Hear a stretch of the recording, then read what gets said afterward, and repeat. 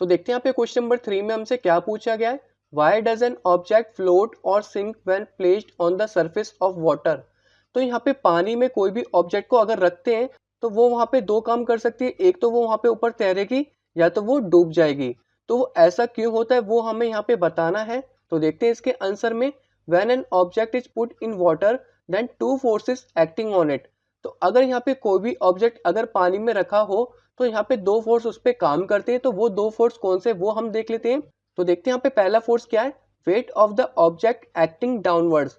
तो जो यहाँ पे ऑब्जेक्ट का वेट है वो यहाँ पे कौन सी डायरेक्शन में लगेगा, डाउनवर्ड डायरेक्शन में लगेगा।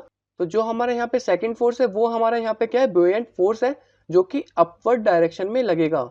जैसे कि हमने यहाँ पे पहले एग्जाम्पल में बताया था कि ये हमारे यहाँ पे बकेट है और हमने यहाँ पे पानी ले रखा है बकेट में, और हम जो यहाँ पे मग को नीचे की साइड पुश करेंगे तो नीचे की साइड पुश करने पे जो फोर्स लगेगा वो हमारा अपवर्ड डायरेक्शन में लगेगा।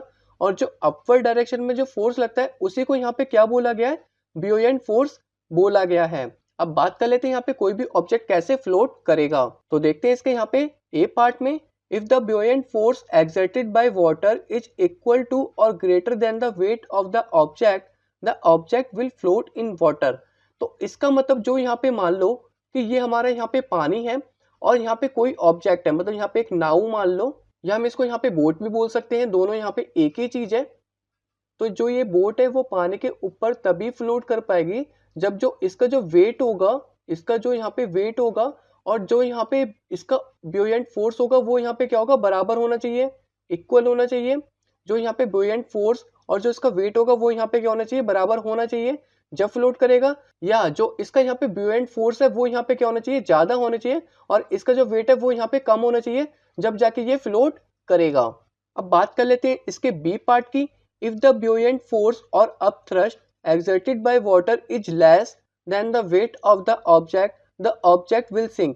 तो इसका अब यहाँ पे सेकंड पार्ट में क्या हो रहा है, जो यहाँ पे पानी पे जो buoyant फोर्स लग रहा है वो अगर यहाँ पे कम हो गया और जो ऑब्जेक्ट का वेट है वो यहाँ पे क्या होगा, काफी ज्यादा हो गया, तो ऑब्जेक्ट क्या होगा, नीचे सिंक कर जाएगा, मतलब वो यहाँ पे डूब जाएगा।